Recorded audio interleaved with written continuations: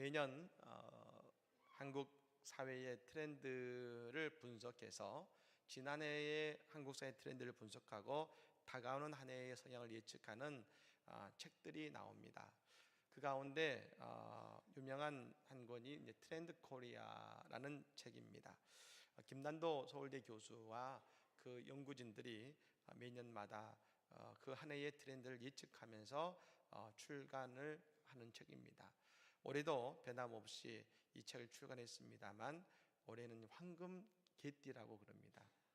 황금 돼지띠는 들어봤어도 황금 좋다는 얘기겠죠. 저는 황금 개띠인데요. 여러분, 올해 이 트렌드의 가장 첫 번째 트렌드가 있다 그럽니다. 그것은 바로 소확행이라는 것입니다. 한자인데요.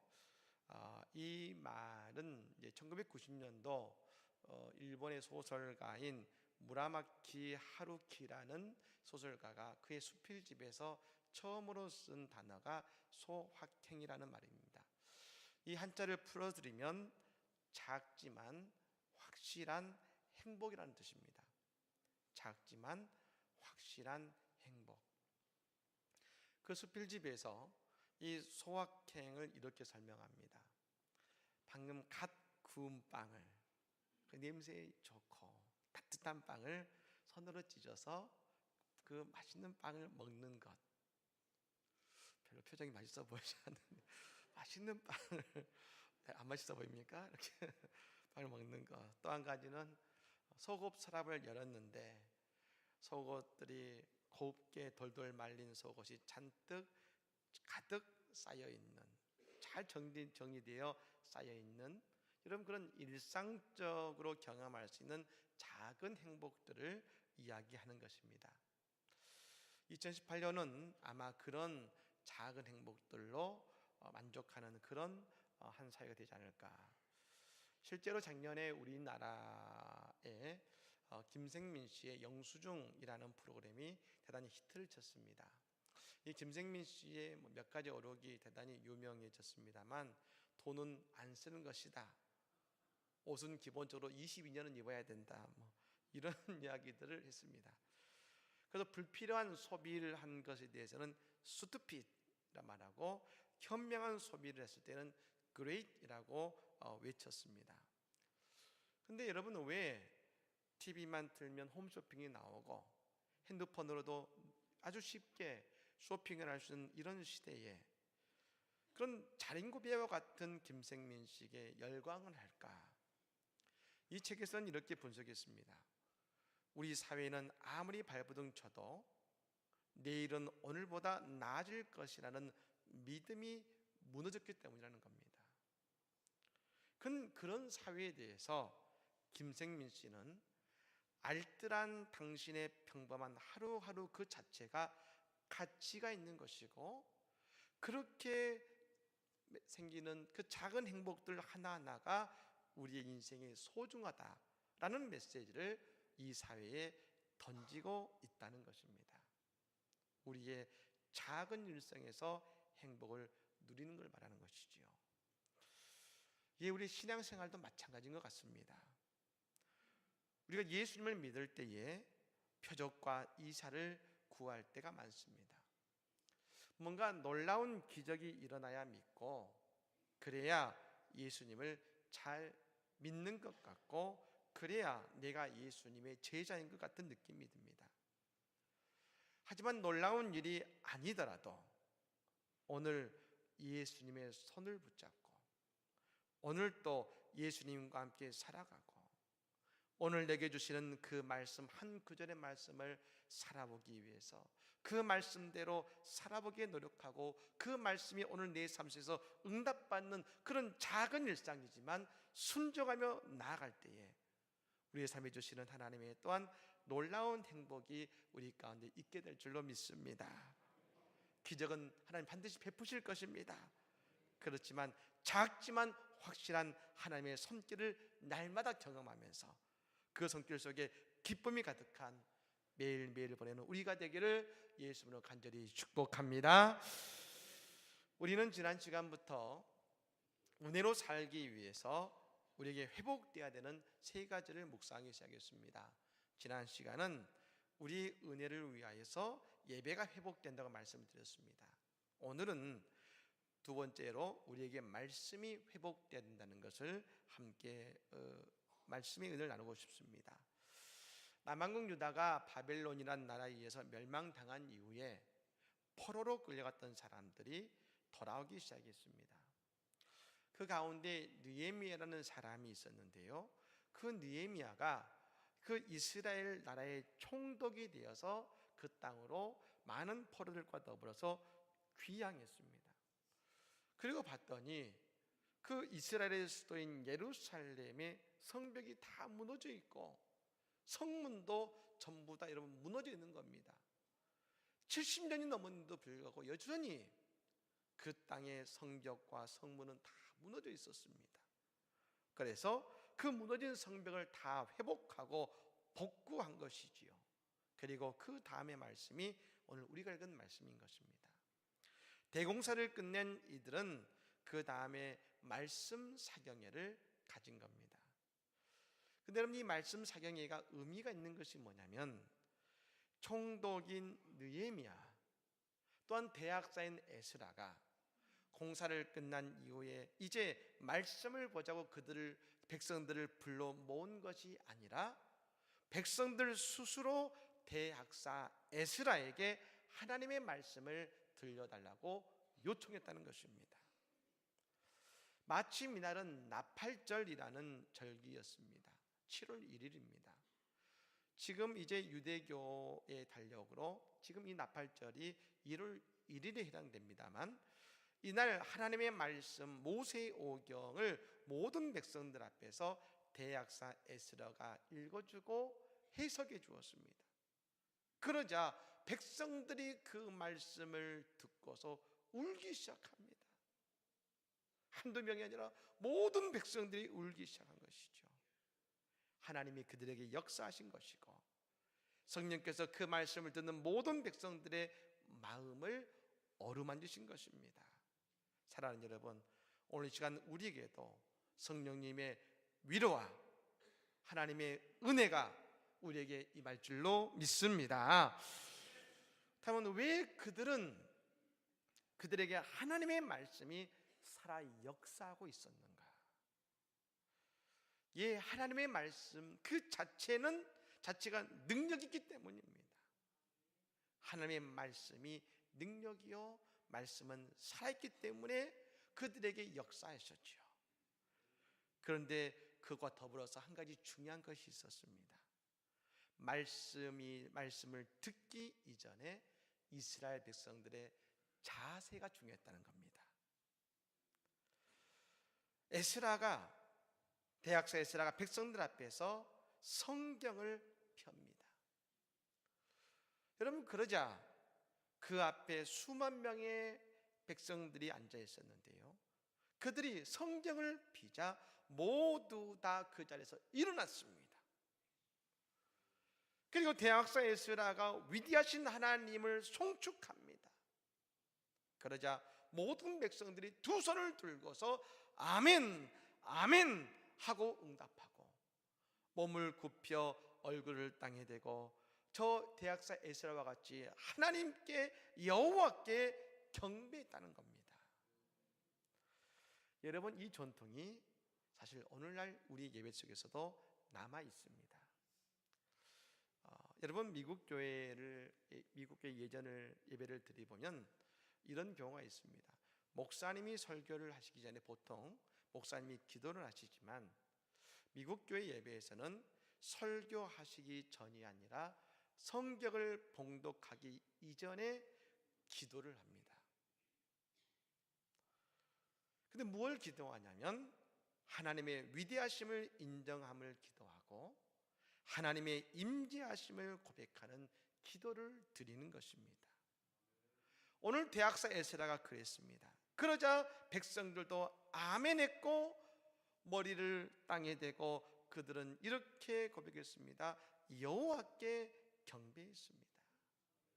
예, 하나님의 말씀은 살아있고 그 말씀은 우리에게 반드시 역사하십니다. 그러나 여러분, 그 말씀이 더 빨리 더 확실하게 내게 은혜가 되기 위해서는 우리는 먼저 살아계신 하나님, 그 위대하신 하나님을 인정하고 받아들이고 송축해야 된다는 것입니다. 예전 어느 한 신학교의 교수님이 부흥회를 참석하셨습니다.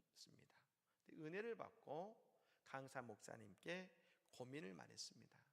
목사님, 늘 성경을 연구하고 분석하다 보니까 이제는 성경을 읽어도 은혜가 없고 감동이 없습니다. 어떻게 하면 좋겠습니까? 그러자 목사님이 아주 간단한 해결법을 알려주셨습니다. 예, 교수님, 이제 성경을 읽기 전에 무릎을 꿇으시고 두 손으로 성경을 들어서 머리 위에 올리십시오. 그리고 이렇게 기도하십시오. 하나님의 말씀은 위대하십니다. 하나님은 위대하신 분이십니다. 여러분, 다른 게 아니죠. 단지 무릎 꿇고 말씀을 머리 위에 올려서 그 하나님의 위대하심을 인정한 겁니다. 근데 여러분, 그 이후부터 여러분 교수님은 은혜를 회복하기 시작한 것이지요. 오늘 여러분, 이스라엘 백성들은 먼저 그들이 아멘 아멘 했습니다. 근데 그 아멘이 말씀이 살아있게 만들었고, 그 아멘이 신앙의 회복을 가져오는 시발점이 되었다는 것입니다. 사랑하는 여러분, 그러므로 먼저 하나님의 위대하심을 인정하시기를 바랍니다. 여러분 한번 따라해 보시겠습니까? 하나님은 위대하십니다. 예수님은 생명의 복음이십니다. 성령님은 지금도 역사하십니다. 믿으십니까? 오늘 말씀을 통하여 우리 가운데 살아 역사하실 줄로 믿습니다. 여러분은 그 말씀 앞에 이스라엘 백성들이 다 웁니다. 근데 여러분, 느헤미야와 에스라가 말합니다. 여러분, 오늘은 주님의 성일이니 그만 우십시오. 울지 마십시오. 근심하지 마십시오. 그리고 오늘 유명한 한마디 말을 선포합니다. 여호와로 인하여 기뻐하는 것이 너희의 힘이니라. 세 번역으로 번역했더니 이렇게 나옵니다. 주님 앞에서 기뻐하면 힘이 생깁니다. 힘이 생깁니다. 여러분, 오늘 말씀이 임하는 곳에 계속해서 반복되는 말씀이 있습니다. 여러분, 오늘 느헤미야 8장 말씀을 꼭 집에 가서 한번 다 읽어보시기 바랍니다. 그래서 계속 반복되는 한 가지 말이 있습니다. 기뻐하고 즐거워라는 것입니다. 여러분, 신앙은 내 인생의 기쁨을 회복하는 것입니다. 기뻐하는 것이 신앙입니다. 여러분, 오늘 12절 말씀이 있는데요, 같이 한번 읽어볼까요? 읽겠습니다. 모든 백성이 곧 가서 먹고 마시고요 나누어 주고 크게 즐거워하니 이는 그들이 그 읽어 들려준 말을 밝히 알미라. 아멘. 그들이 어떻게 했습니까? 크게 즐거워했다겠습니다. 그냥 즐거운 것이 아니라 크게 즐거웠습니다. 여러분, 오늘 우리 예배 가운데 크게 즐거울 줄로 믿습니다. 여러분, 즐거워하지 했다고 했습니까? 내가 영적으로 살아있는가? 내가 영적으로 회복이 필요한가? 그 기준이 있습니다. 어떻게 할 수 있을까요? 한 가지죠. 지금 내게 기쁨이 있는가? 기쁨이 있는가? 하나님의 속성 중에 한 가지가 바로 기쁨입니다.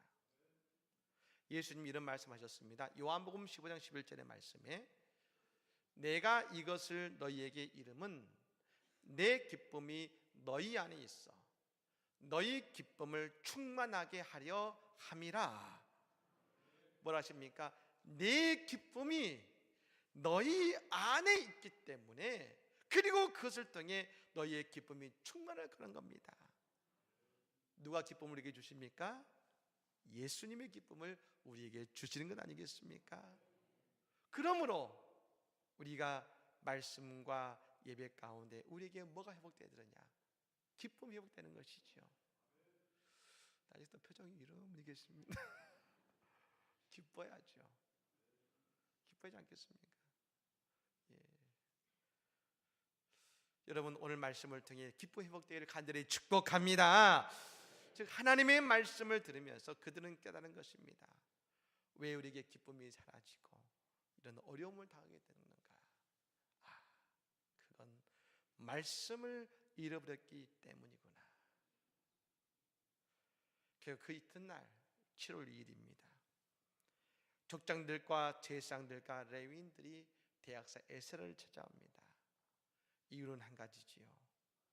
그들이 보았기 때문에 그런 것입니다.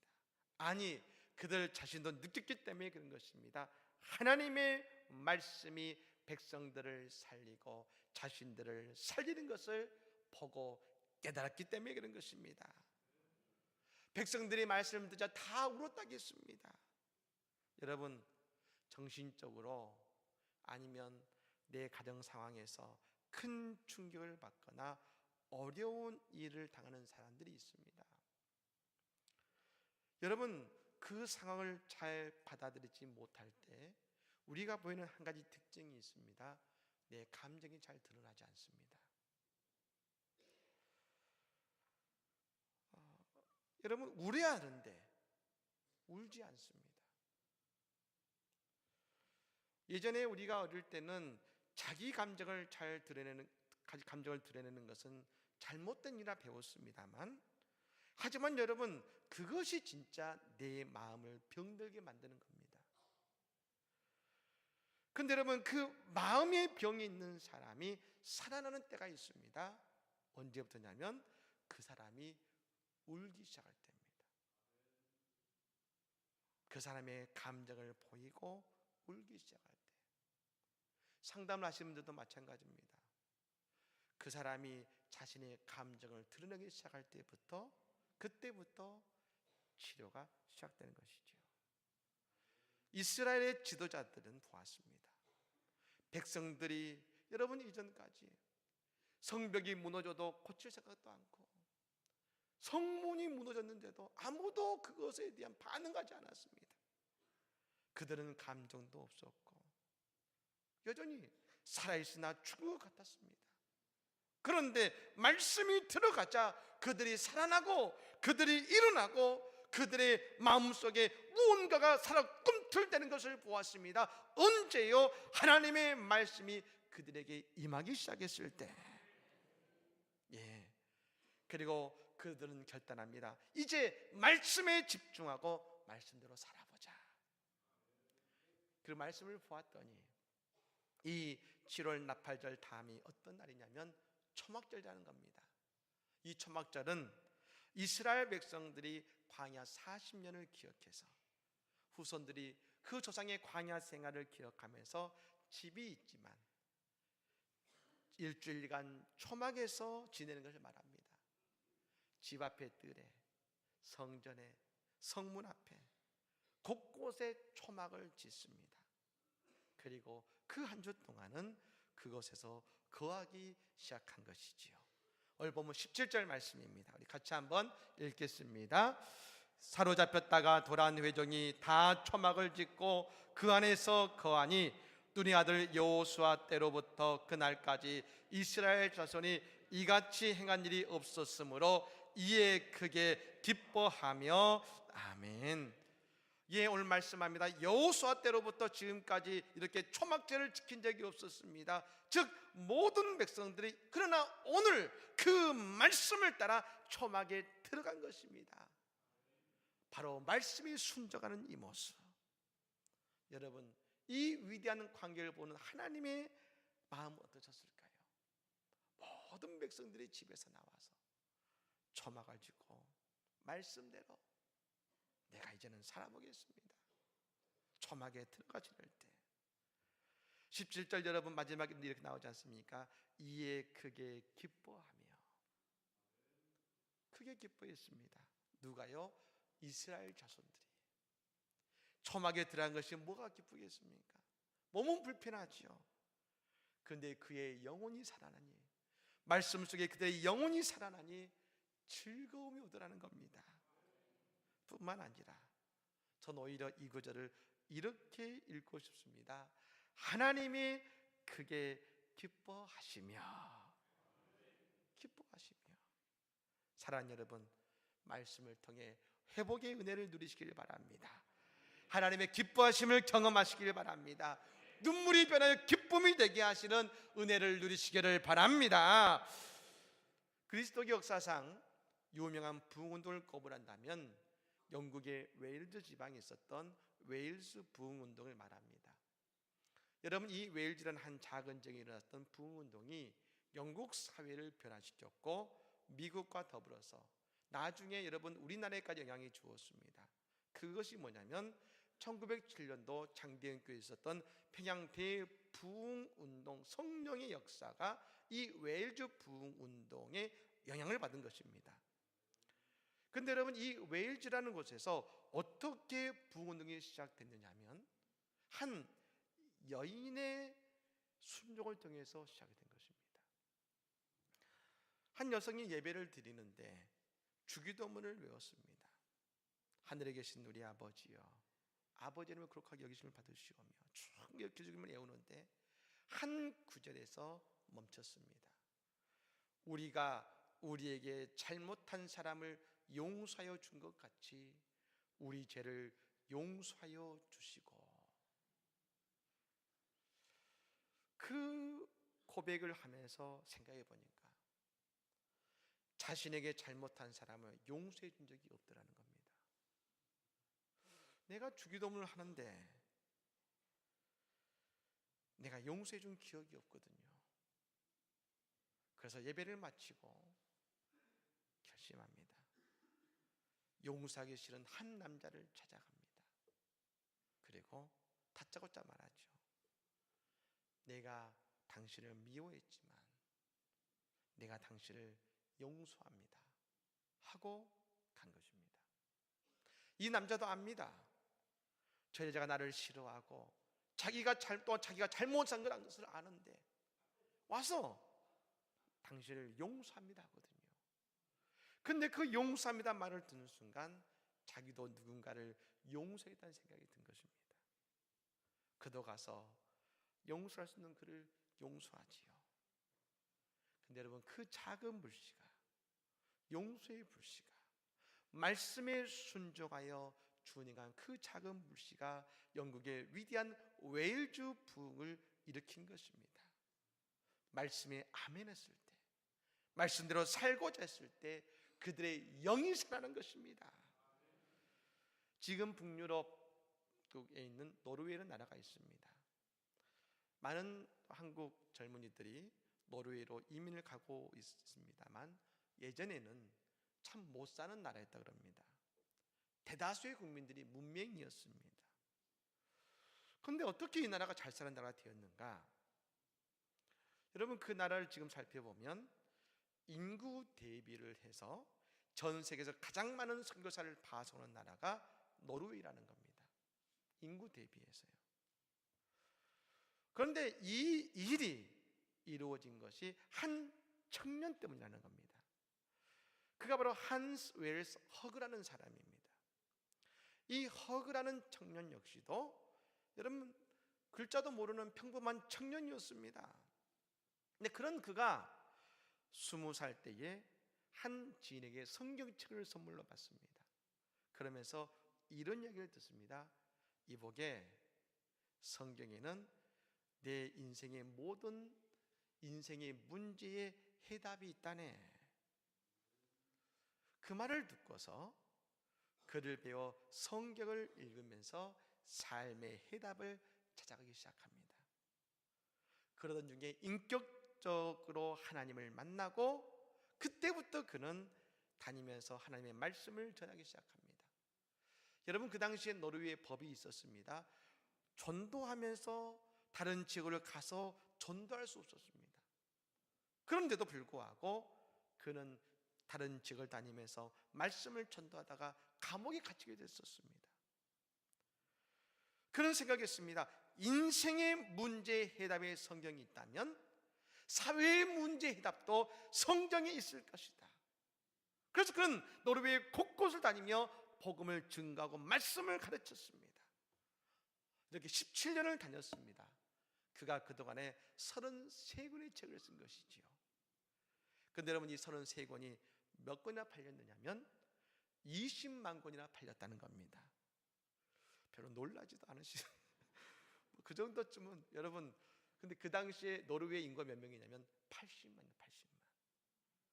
80만 인구 가운데 20만 권이 팔렸다면 여러분 엄청난 것 아니겠습니까? 거의 모든 노르웨이 사람들은 여러분 이 책을 읽은 겁니다.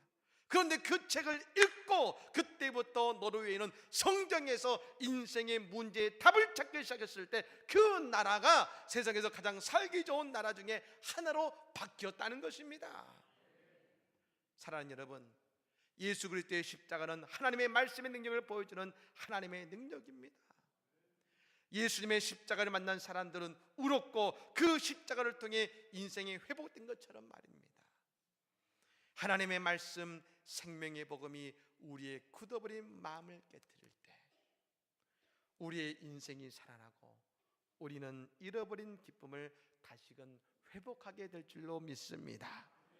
오늘 이 생명의 말씀, 복음이 우리에게 기쁨이 된 은혜가 있기를 예수님으로 간절히 축복합니다. 아멘. 찬양하겠습니다.